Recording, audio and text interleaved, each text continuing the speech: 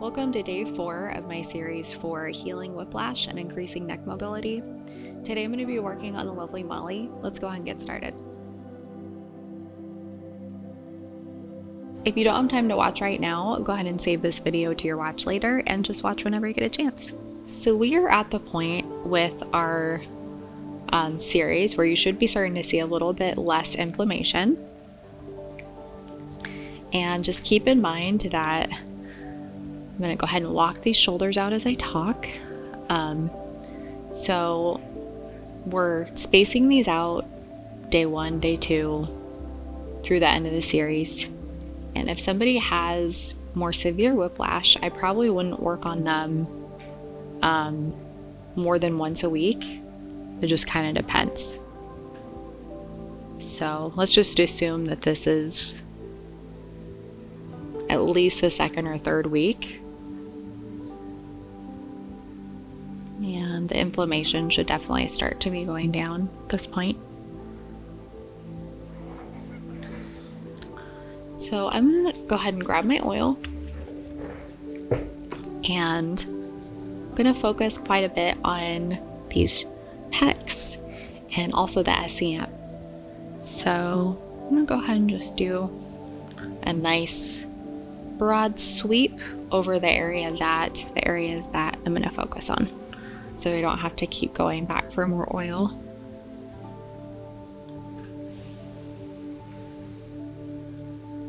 Just remember, you don't have to have a perfectly smooth effleurage stroke. Just do your best, and it's all going to feel really good.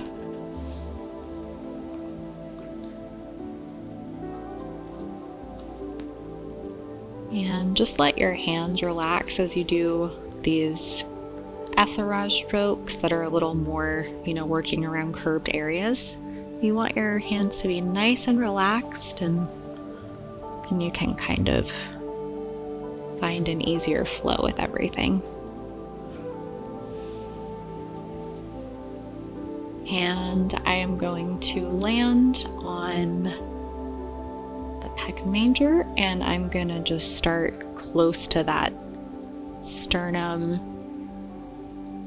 focusing on these attachment sites and working my way down.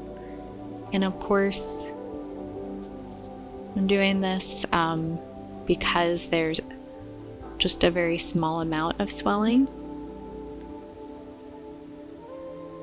There's heavy swelling. Want to avoid that area. And there might not be swelling on both sides. Just kind of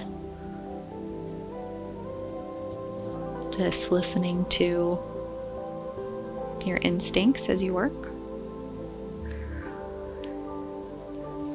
And really focusing on if there is swelling. Sometimes it can be helpful to just focus on these attachment sites and applying any amount of pressure around here is going to help the pec major soften and relax, feel less guarded.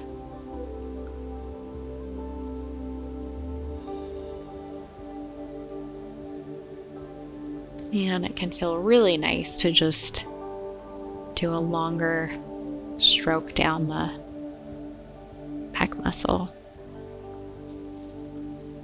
I'm going to do a little bit of trigger point in here because I'm finding some good spots. Just landing on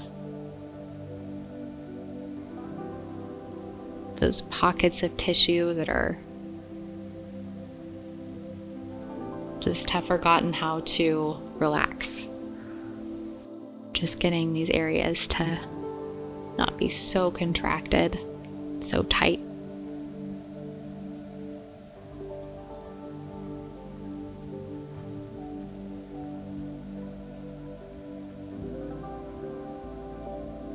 If you want to apply a little bit more pressure and you're not sure how, you can always just work towards the spine, moving in.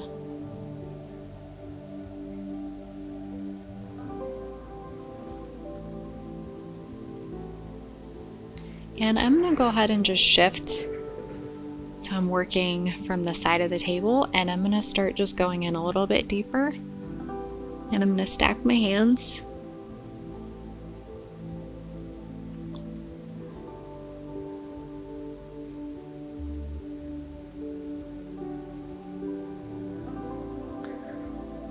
And always when you're working on this area, you obviously want to make sure that your client's comfortable with it.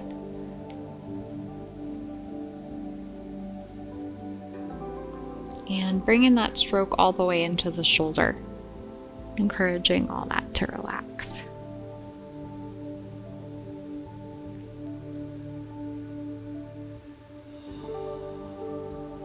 And without picking up my hand or losing contact, I'm going to go to the opposite side.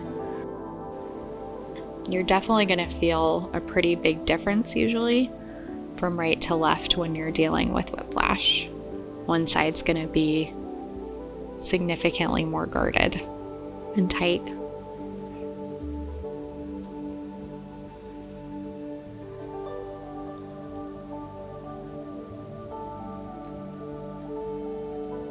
With these stacked hands, you should have plenty of leverage where you can do deeper work just moving in this direction. But if you find some good trigger points, there's nothing wrong with just working your way in a little bit deeper, just so long as your client's ready for it. I will do deeper work in the pecs before attempting any deeper work on the SCM.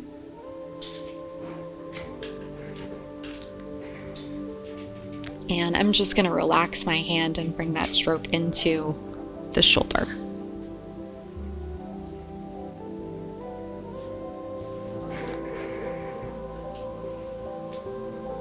And finally, I'm going to wrap my arms, my hands around the shoulders, landing on that upper trap.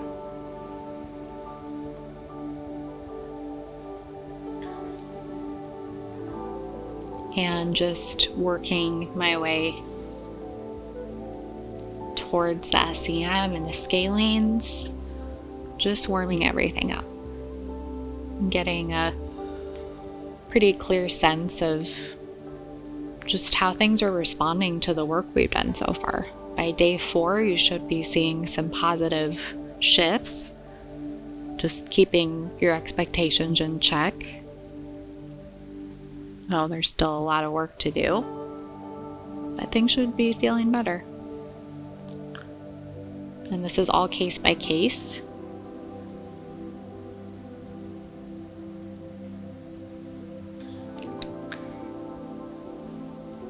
One of my favorite things to do for healing whiplash is just working across that occipital ridge. Just doing compressive circles can feel so healing.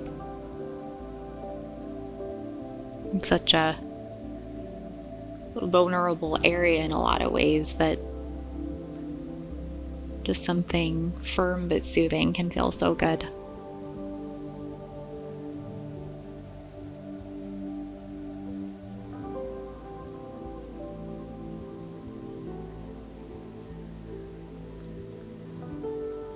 And I'm cupping my hands here so that I can rest my hands and work with my finger pads.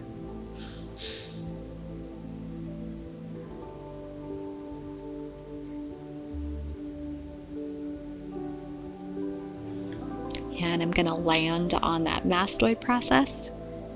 And this is kind of my favorite way to begin to work on that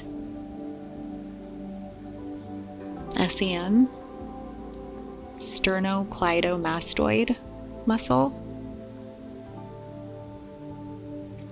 That's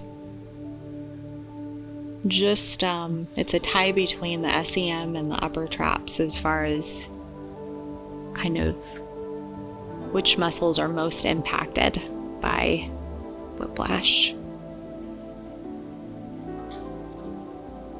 But the tricky part is just figuring out how to really offer help to muscles that are in a heavily self-protective mode. You just really have to be patient.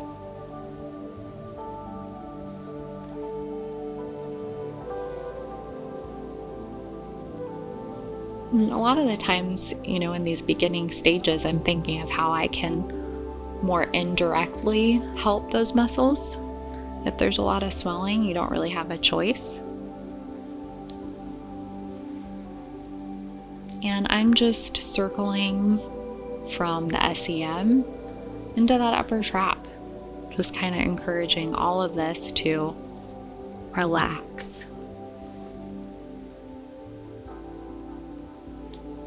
And I'm going to land on the SCM. And at this point, you should be able to spend a little more time here. So on day 1, it was very gentle. And at this point, I'm going to start just offering a little bit more pressure, but we're not going to do deep tissue yet.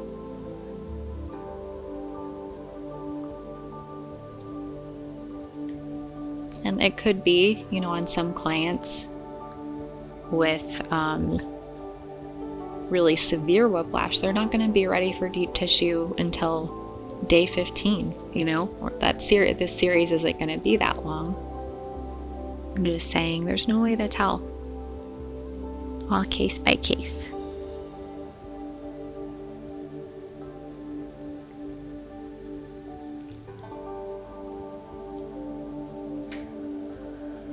And you are going to run into extra obstacles if there's limited mobility in the neck and you can't really turn the head. So it's harder to work on the SCM if you can't expose that muscle a little bit more. You can do a little bit of trigger point here. Say we're working anywhere from 0 to 10. I'm offering about a 5. So pretty moderate pressure.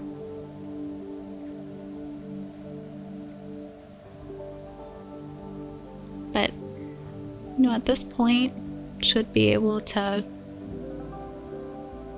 kind of calm down this SCM a little bit more.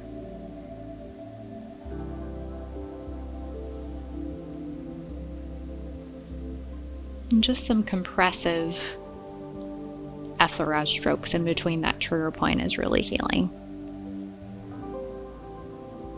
And can even land along that occipital ridge and do some more focused work along here.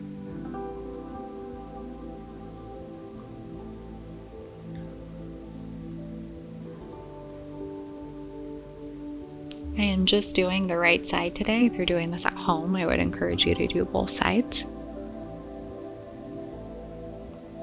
If you feel like your client's getting a little bit fatigued with that work in the SCM, you can always just take a little break and work on that mastoid process. And as you're doing all this, I would encourage your client to just relax their jaw and let their tongue rest in the lower part of their mouth. So when that jaw is nice and relaxed, the SCM immediately can just soften a little bit, not be as guarded.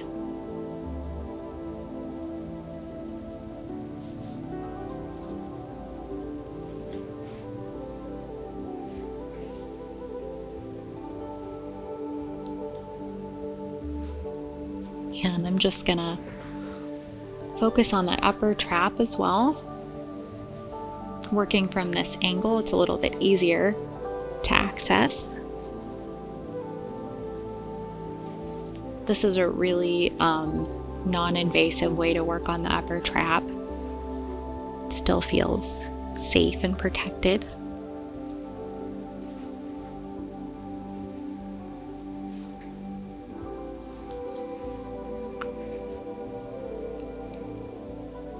And if you want to just kind of touch on those scalenes by working with the whole surface area of your thumb, it's a nice way to kind of wrap things up.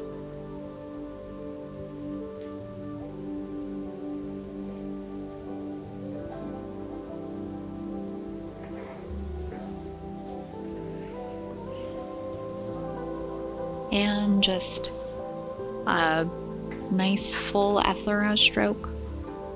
You might not have the same glide because the oil's absorbed, but at this point, it's not worth grabbing more oil.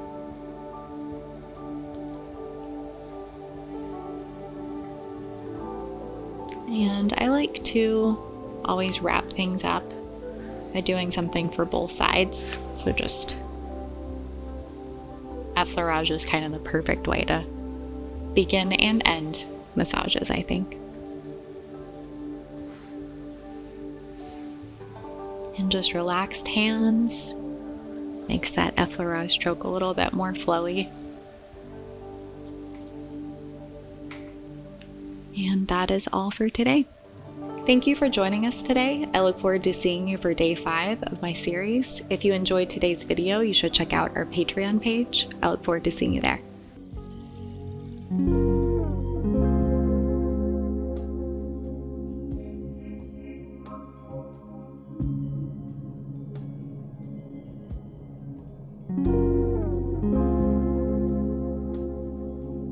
Join us for 14 and 30-day programs, hour-long classes, and much more on our yoga app, Yoga Plus by Psyche Truth.